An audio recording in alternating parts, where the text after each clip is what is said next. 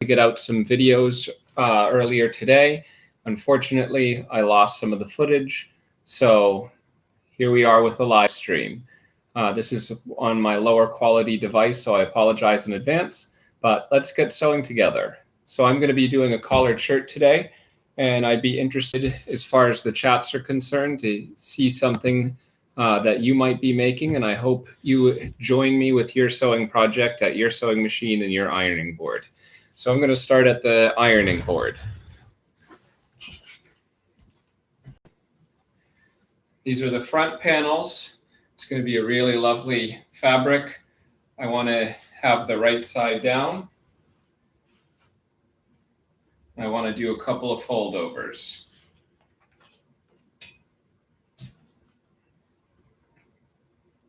Thank you for joining me. I wonder where some of you are joining me from. Please mention in the comments where you might be joining me from.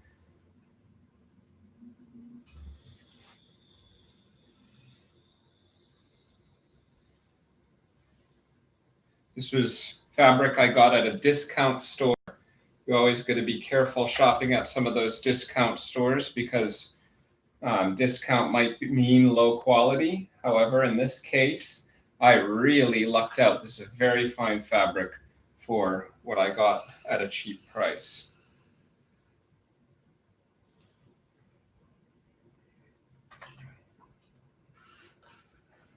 I sometimes get creative with purchasing cloth. A lot of people say, oh, you can only use shirting to do shirts. I sometimes use curtain material. I like the feel of it. Do you?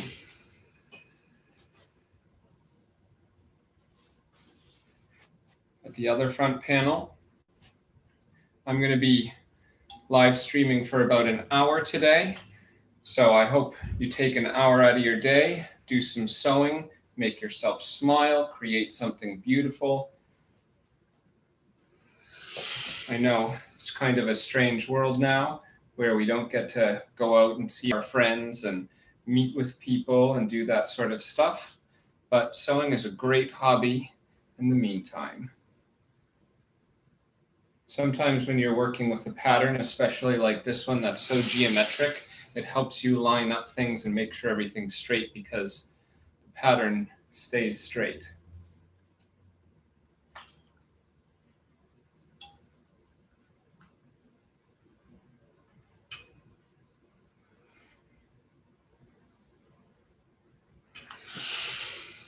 Now that my front panels are ironed, I'm going to slide over to the sewing machine. I'm going to put you up here. Oh, you can't see me so well. Let's bring that down a bit. Do some pinning.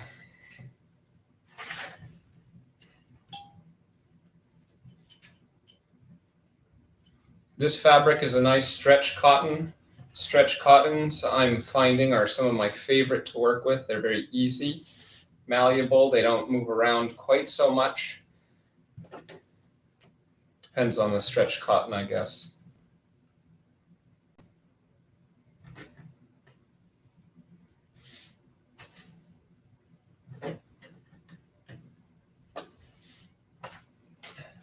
This front panel's ready. I'm using a brown thread with this green. It's what I happen to have and couldn't get to the store today. I think it's still going to look good and I'm still going to be happy with the product.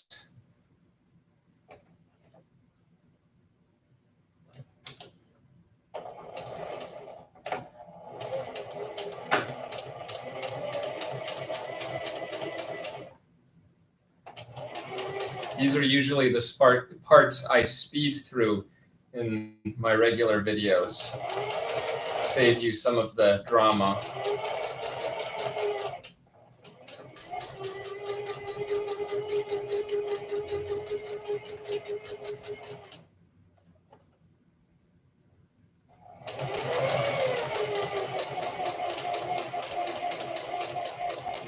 Some of the times when I'm going along, I'm not noticing so much where the needle is sticking in the cloth. I'm noticing where the edge is sliding under the presser foot. That sometimes helps you keep a nice straighter seam.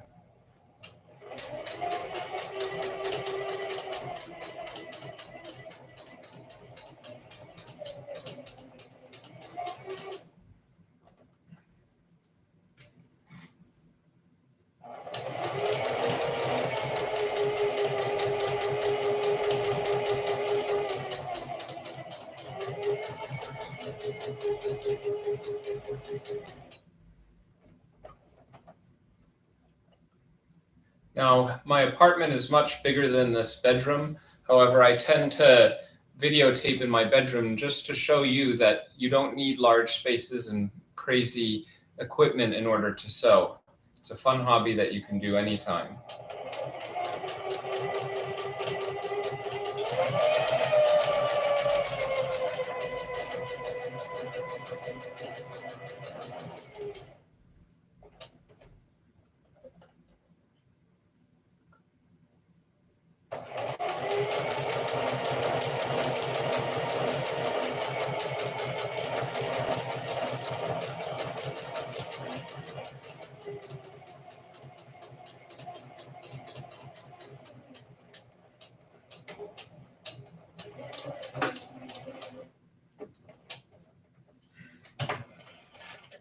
First front panel done. Second one coming along. Thank you for joining. Make sure to take out your sewing project and get stitching with me. If you have any questions, be sure to comment in the comments section. I'm keeping an eye on it. Although it seems like there's a problem with it. Let me investigate quick. Maybe if I write the first comment.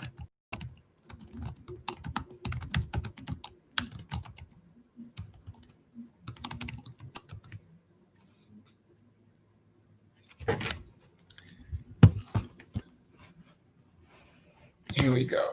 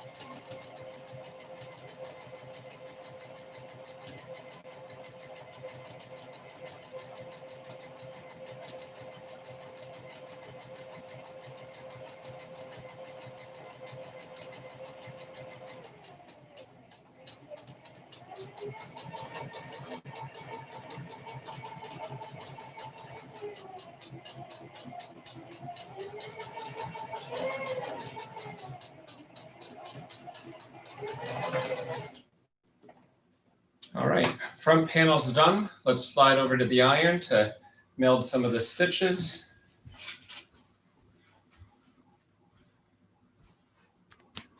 Slide with me.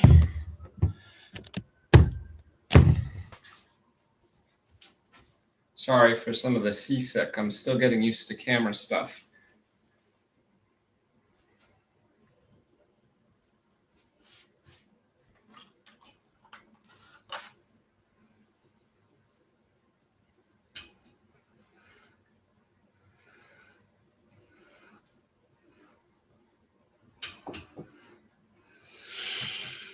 First front panel done. This is how I'm going to wear it. This is how I'm going to lay it down on my bed.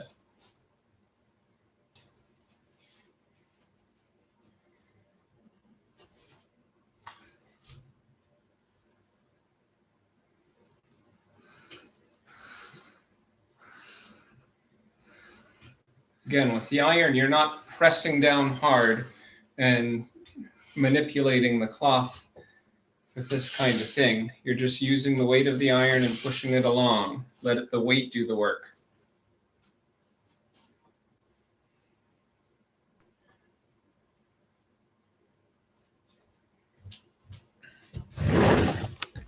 All right, front panels are done. The next step is the back panels and the yoke and yoke facing.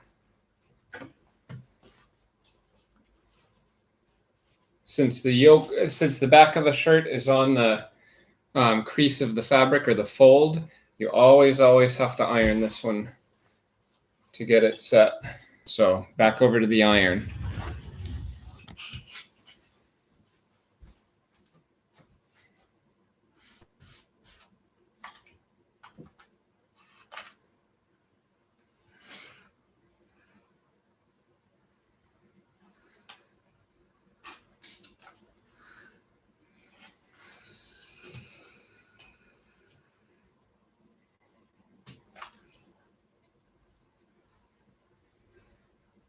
Seems like my chat is not connecting. So unfortunately, I can't hear and see you. I hope you're sewing with me and joining me in your projects. This is going to be my new favorite shirt. I'm liking the color the more I'm working with it. Getting really excited about wearing it.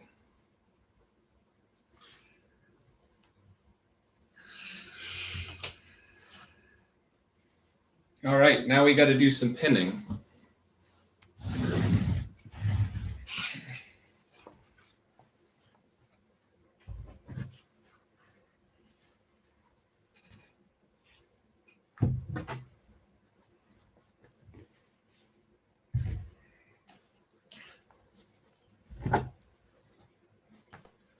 So see, we have a straight cut, and then this is a curve.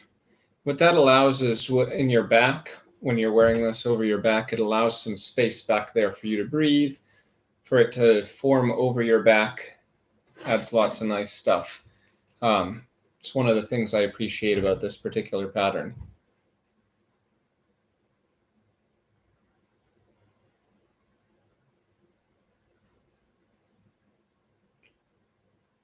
Maybe about a hand distance between the pins works well for me. Though over time and experience, you may not need to use pins, or you may find a thumb distance works better for you, or 2 fingers, or however much.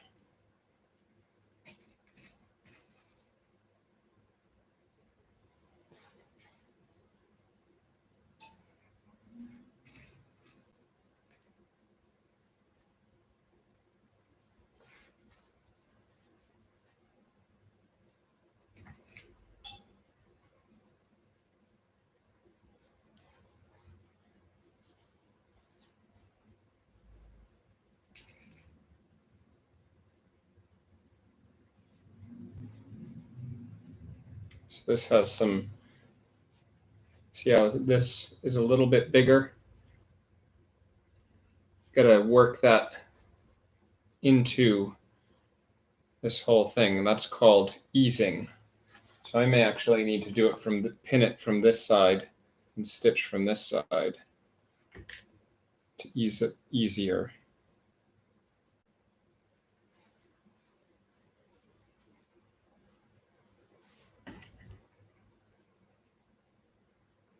And for easing, you get used to how much wrinkle can go into the fabric without showing the wrinkle in the end product. Very slight wrinkle.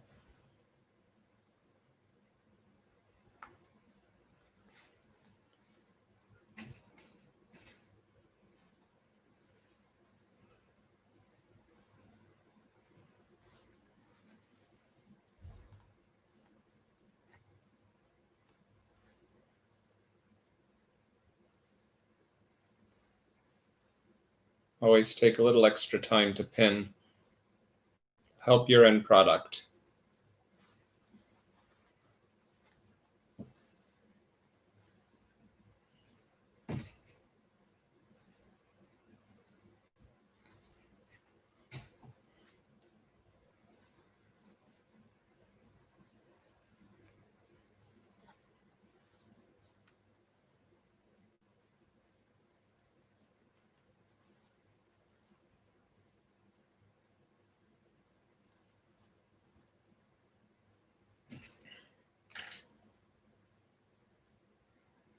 I think that was successfully eased in. Now you don't see too many bumps, just slight ones.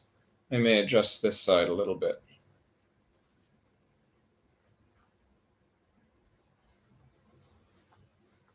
That way it's more even. All right. And this is the basting stitch, the larger stitch, just to hold things in place.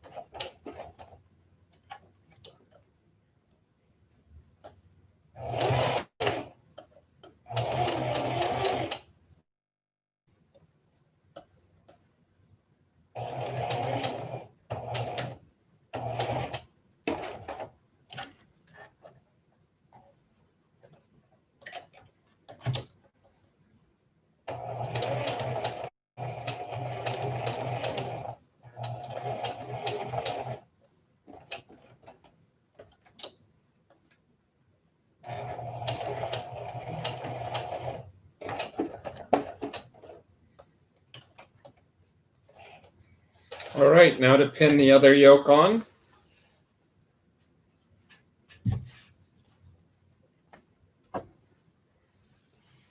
And stitch that as well.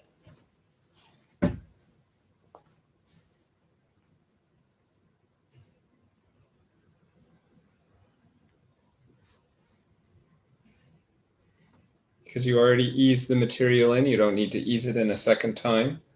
It's going to be an easier stitch this time.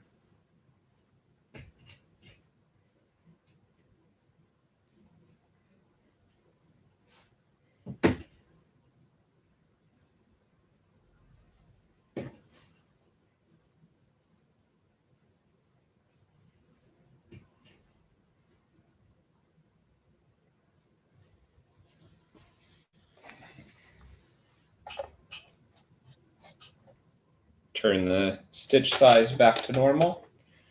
So you don't have the earthquake, I'm going to put you up high. Let you view from a little bit higher on a different surface.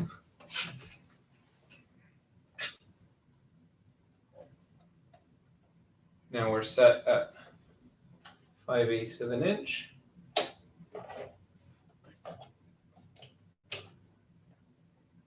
Here we go.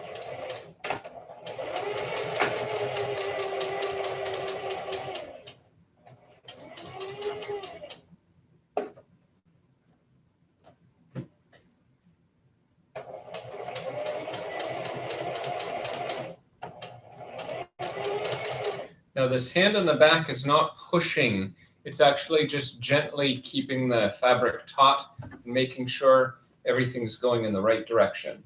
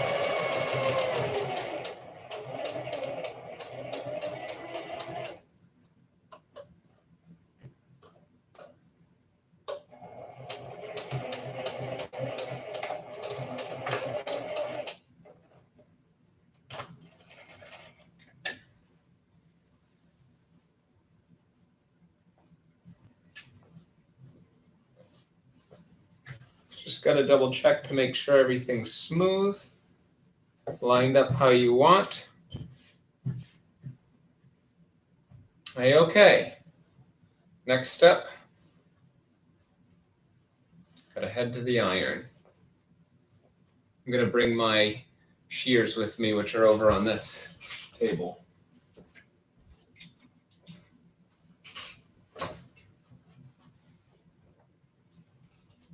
Come on over with me.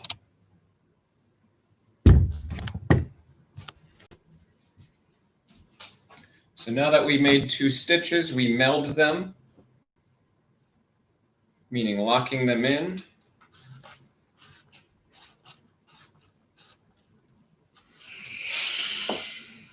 Clip the thread ends. Those on the side.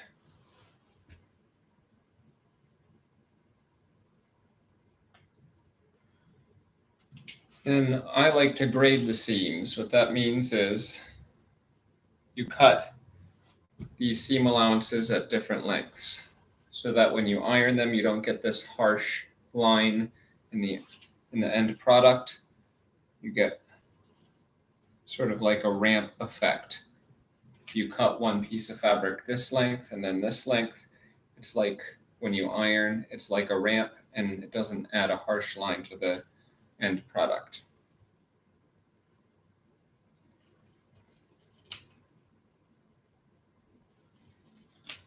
These pinking shears are great to minimize fraying.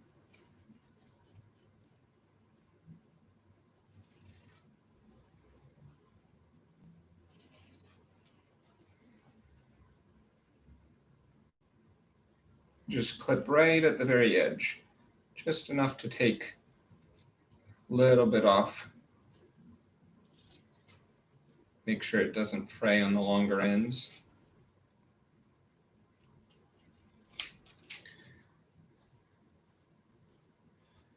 Then one of the lengths of fabric, I cut a little shorter. Usually this leftover tab that's not stitched. And I cut it about half the length.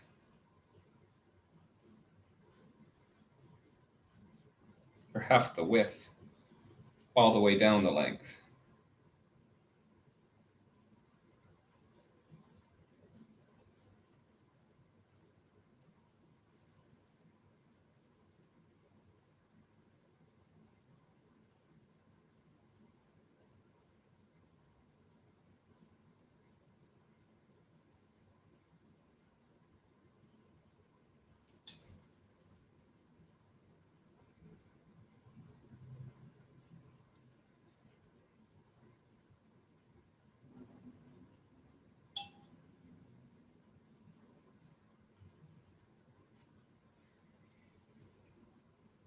Now that the seams are graded, I then begin to iron this up. I like to start on the with the iron on the wrong side of the fabric.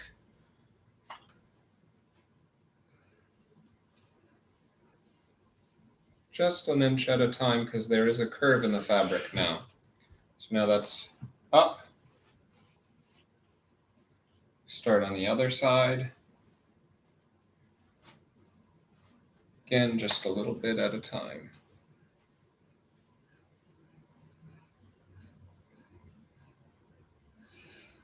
Then get the tops of these.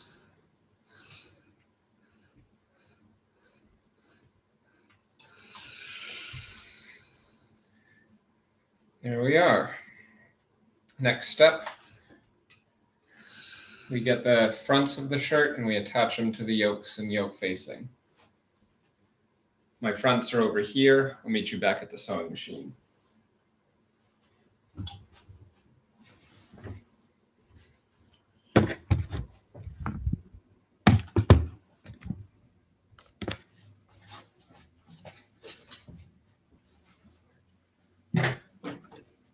Now for clarity, this is going to be the back of the shirt. That's going to look nice on the outside.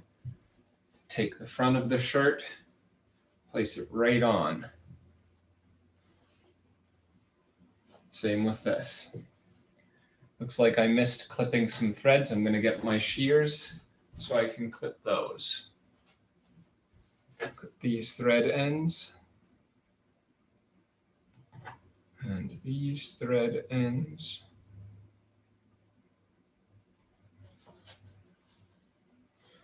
And then down here at the bottom, clip and clip.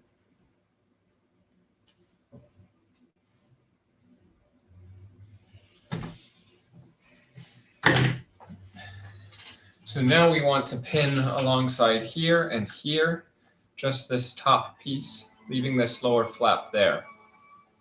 These sirens have been going all day. I swear they're not coming for me.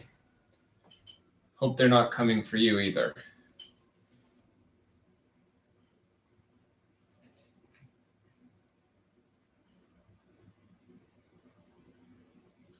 A few pins in the end up here. Usually do the outsides and then the middle. This is a stretch cotton fabric, so it's going to want to not line up sometimes.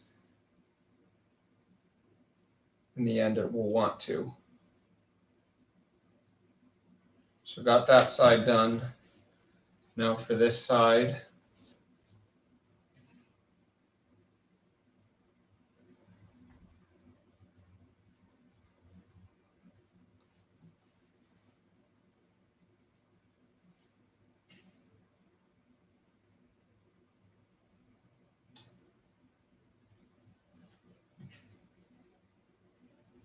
In my pins here, it looks like I got one needle that doesn't match the others. And it's so funny because I don't really use needles other than, these pins are the only ones I use. How a magical one just happened to show up, no idea. I'm sure there's a good story. So this is the basting stitch.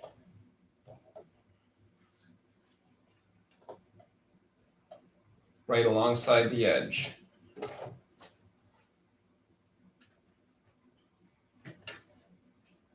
Make sure the fabric lines up. Needle, the thread is taut, and away we go.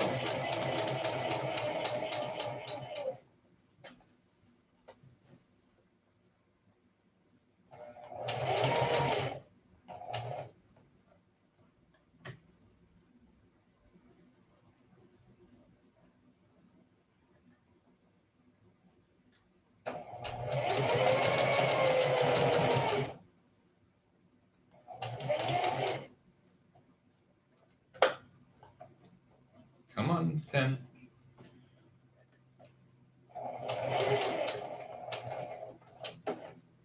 Go right to the edge. Get the next piece ready. You go over the edge. Needle up. New cloth in. Here we go. Saves time, saves thread.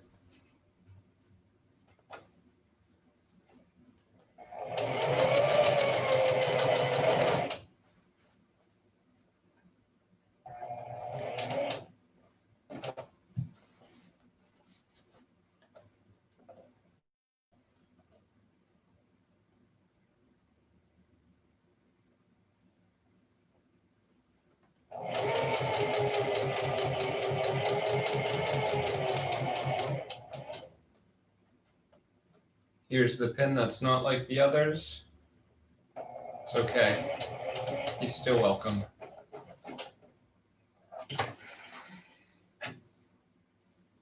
Did our basting stitch to hold these together.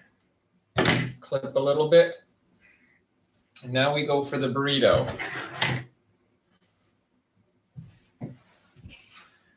How I make sure the burrito happens smoothly is I make sure this is down and flat.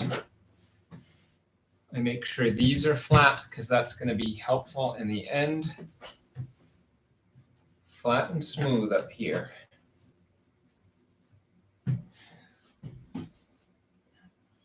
I fold up, I fold in, and give it a roll. Make sure the roll is tight. If it's too loose, you might have some trouble when you start stitching. So then you have this over, the yoke facing, and then I just pin along.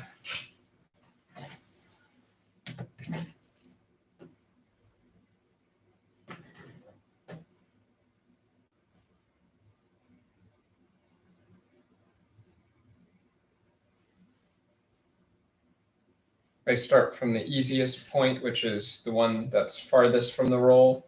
Then I work my way back, smoothing things as I go back, because it's very easy to catch the whole shirt in this stitch.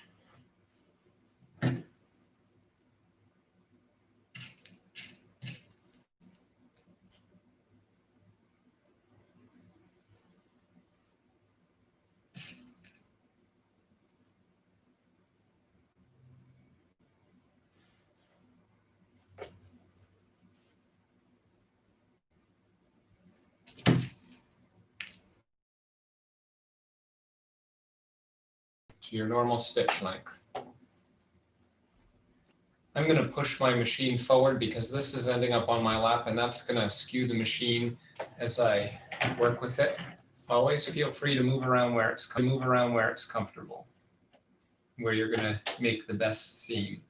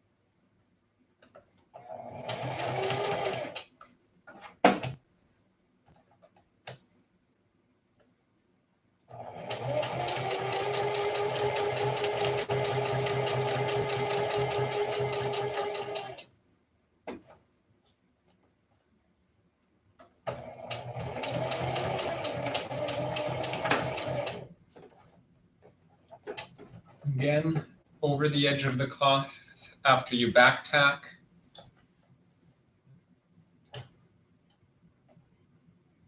Set in the new one right there, back tack, and continue on.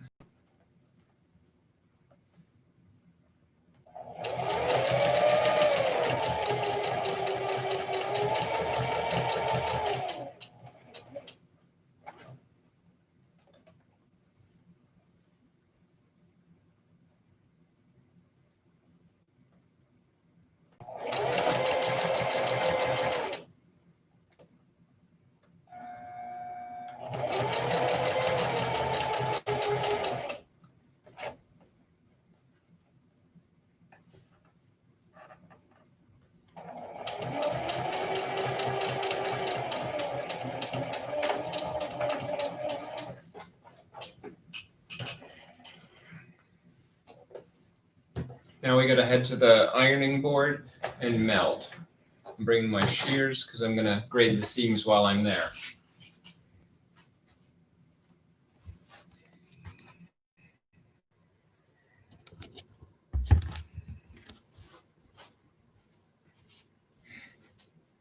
Do a quick clip.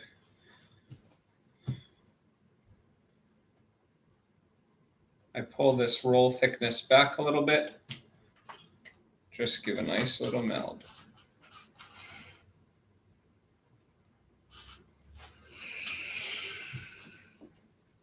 Then I clip the thread ends.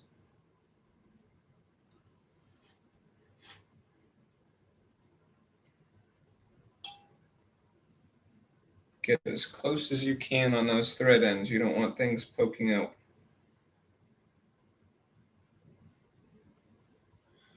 There we go. Then I grade the seam, starting with the pinking shears, just grabbing the edge of the cloth.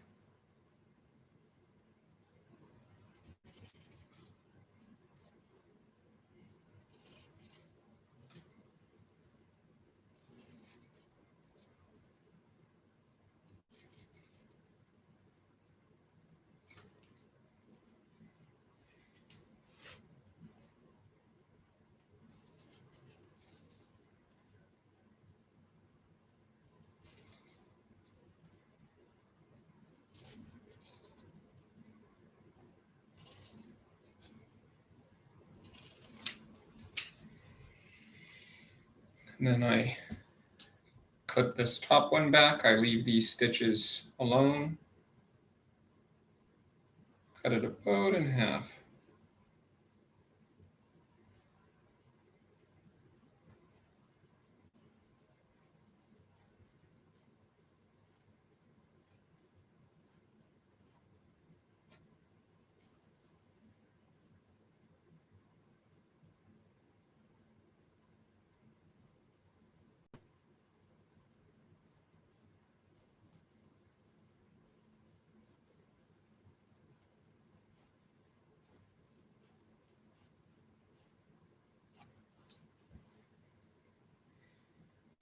And now we inside it out.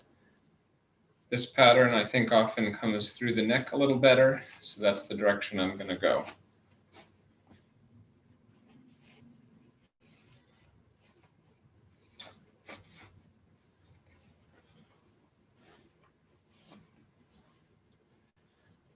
Now this is going to be a really nice shirt.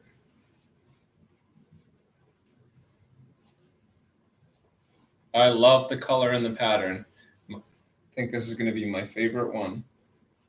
So, got to iron things out, mostly along this little piece called the yoke and yoke facing. Yoke is the outside, the facing is on the inside.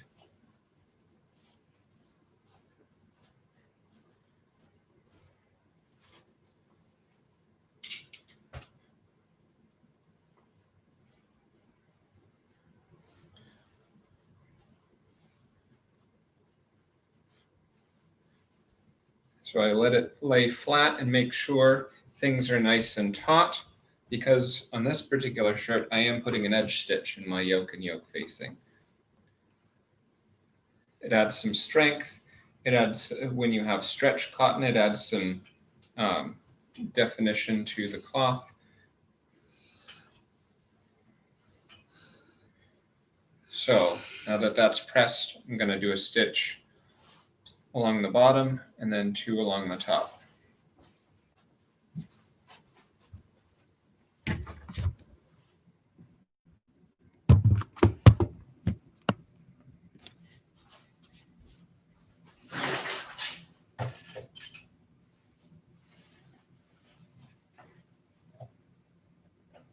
Depending on your creativity, you may want to use a decorative stitch, or you can just use a regular stitch. Regular stitch is fine, nothing wrong with it.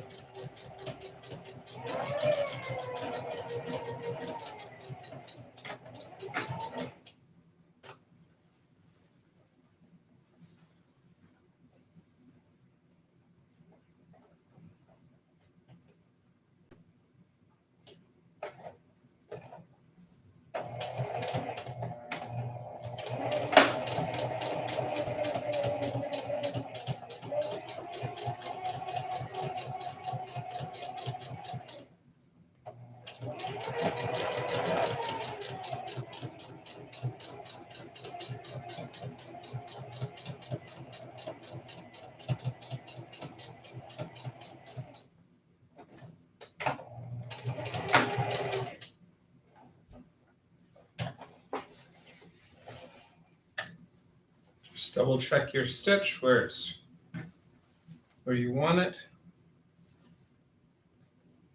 Looks good to my eyes. Back to the ironing.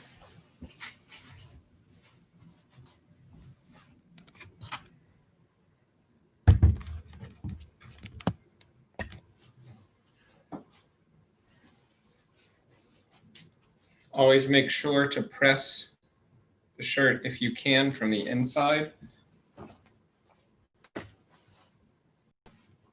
That way, if your iron is having a bad day or decides to give you some bad luck, the damage is done on the inside of the shirt, not the outside.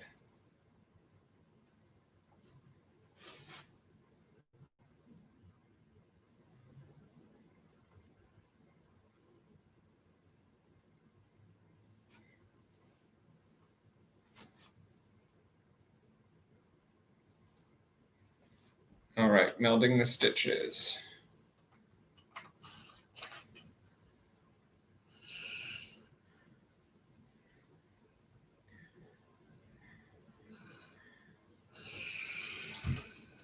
Some patterns will have us work on the sleeves or the collar. Either one is fine. Looking at time and whatnot, I'm going to go to the sleeves for now. So I actually will throw this, if I can, on a hanger, and I usually pin the front together. That way you get to see your progress as things go. But for now, I forgot to take out a hanger. Just going to lay it on the side and get to the sleeves.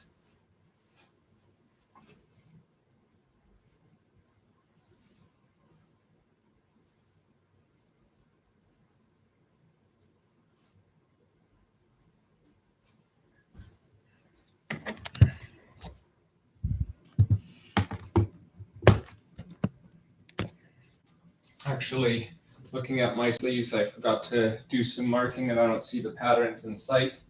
So, collar it is. So I usually trace out, this is called interfacing, and that's what gives the collar some of its stiffness. So I usually cut one piece of interfacing for the collar using marking pencils and cutting things out. This is fusible interfacing, and what that means is it has all these little rough bubbles that are actually adhesive. So when you iron it, it sticks permanently to the cloth. So you always want to put this on the wrong side of the fabric, and you make sure to press it in.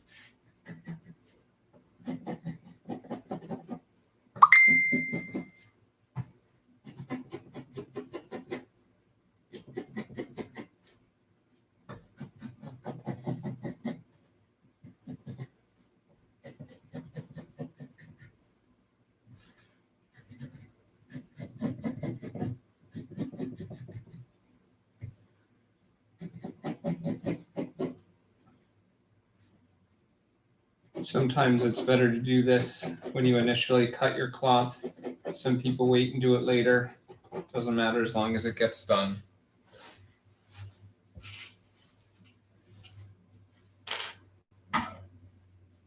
Found these big scissors somewhere. Very nice scissors. I'm enjoying getting used to these new ones rather than having the orange ones that I use. Orange ones are nice and they do the job, but this is like cutting butter.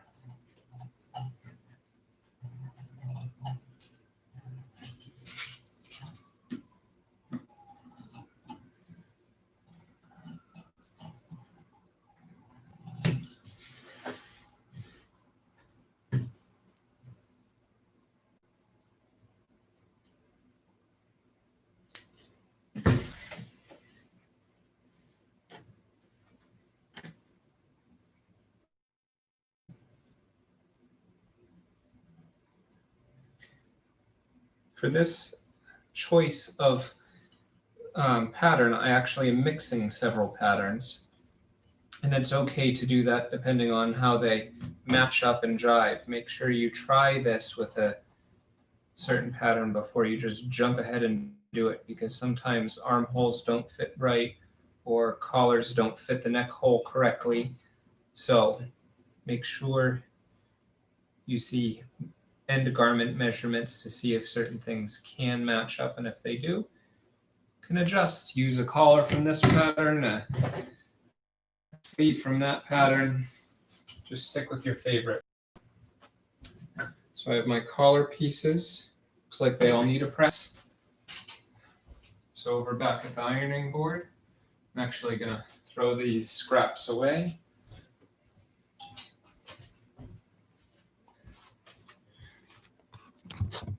So here's how fusible interfacing works. You may want to read the directions to double check, because not all of them work this way, but this particular one that I'm using does. So I actually have to press the right side of this. This side that's facing you right now is very smooth. The side that's facing me is bumpy. The smooth side touches the towel. Otherwise, you're going to have this stick to your ironing board. That's going to be a fun project getting it off. Trust me, made that mistake plenty of times. So you line it up good. Then you press. And you leave the iron there, maybe 5, 4, 3, 2, 1. Then slide it down where it hasn't gone yet. Another 5, 4, 3, 2, 1. Again, 5, 4, 3, 2. And the last bit. Then I just give it a press throughout. Set that aside. I'd also caution you from attaching your interfacing to the wrong side. I've done that plenty of times and had to cut new fabric. I think I made about every mistake that's possible in the book. The good news is, if you plan ahead, most of the time you can fix it. If you're in your early days on a shirt, making shirts or certain patterns, really any pattern, take the time to buy a little extra fabric. That way, if you have to go back and recut something, it's not the end of the world. So, got everything pressed, back at the machine.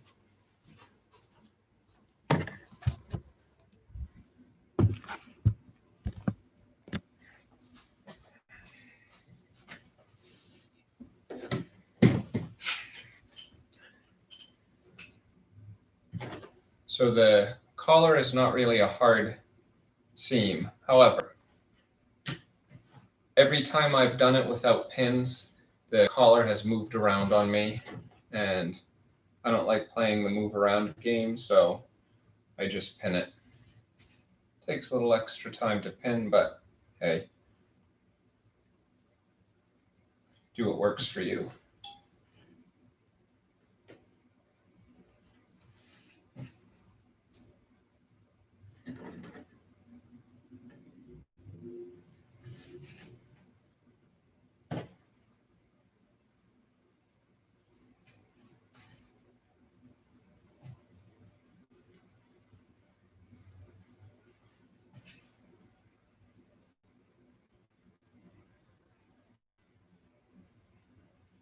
All right, ready to stitch.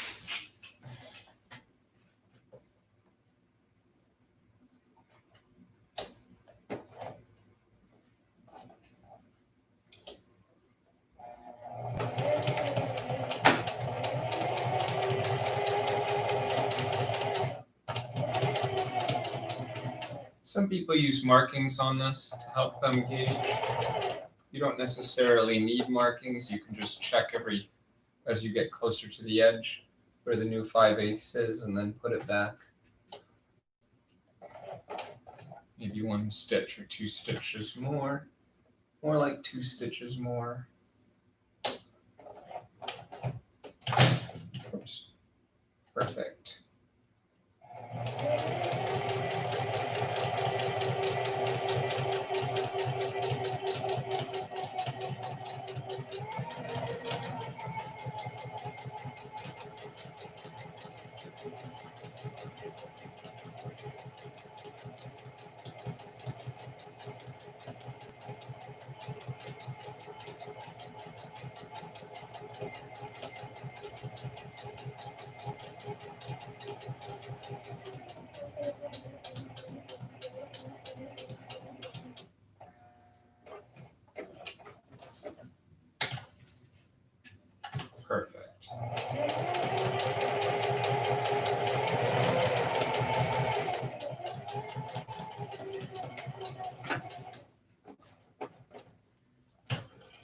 There we go, all stitched up. Double check what your work is, maybe fold it in half to see if it lines up. If it's going to be symmetrical, you don't want wonky collars. I think that's good. I'm going to unpin. Got to meld the stitches and grade the seams.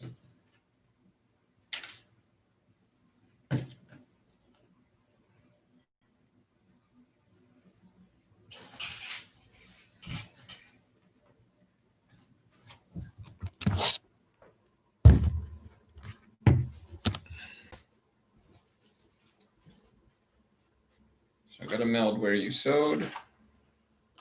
Lock in those stitches. This is 100% cotton thread. It's perfect for locking in things like that.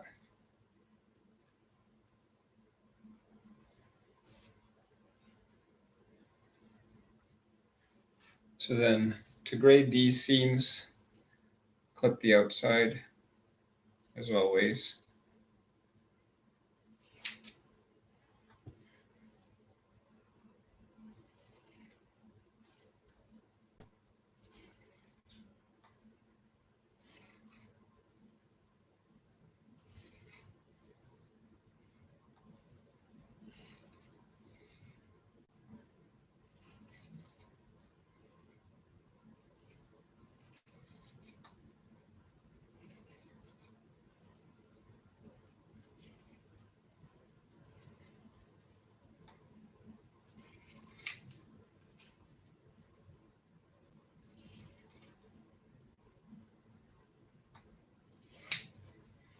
All right. Couple of things with the collar. On the corners, so that this fabric doesn't bunch around, you want to cut as close to the seam as you can without cutting through the seam. You just lop off the corner.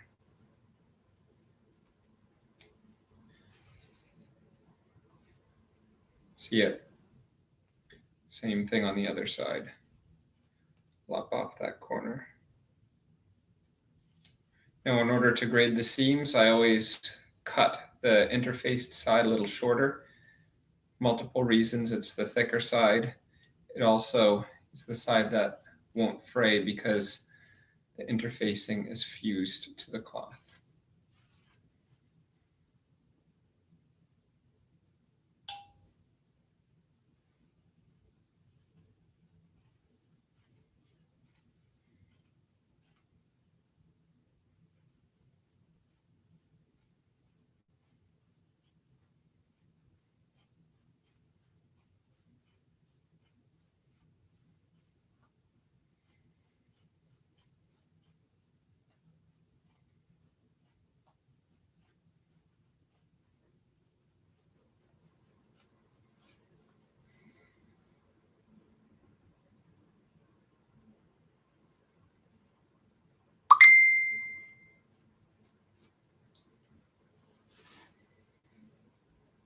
Then from here, we inside it out.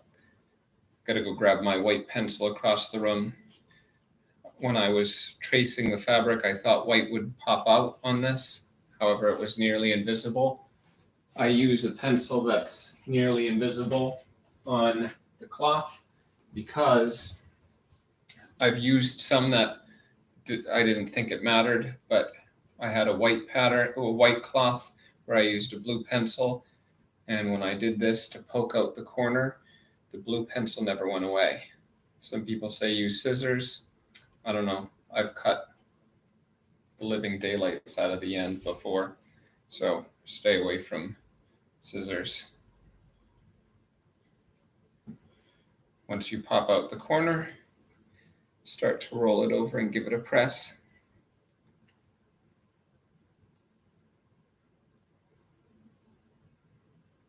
Here's the moment where you choose which side you want facing out and facing in.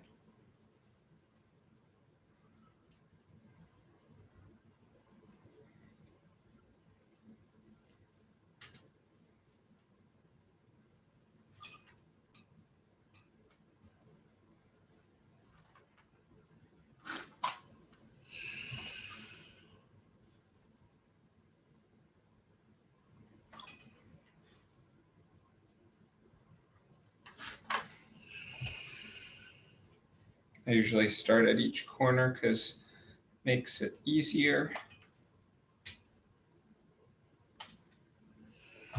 Corners want to play nice a little better than the middle.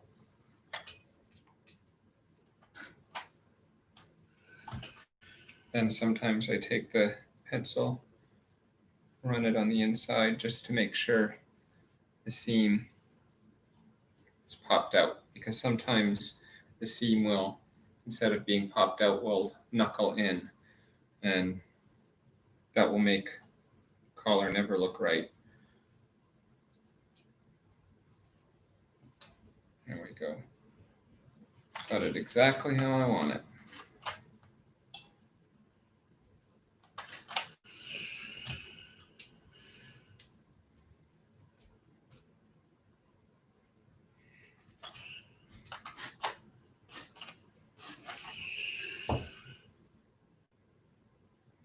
Now I do a top stitch on the outside edge of this edge stitch.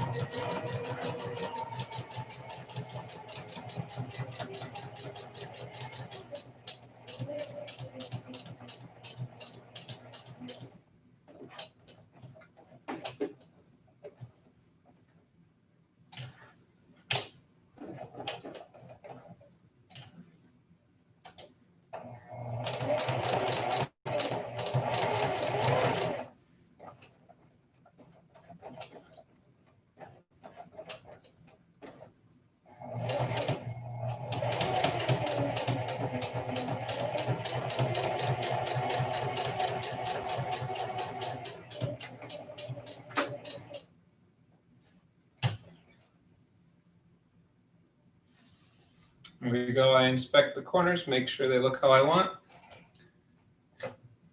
Give it a trim and give it an iron.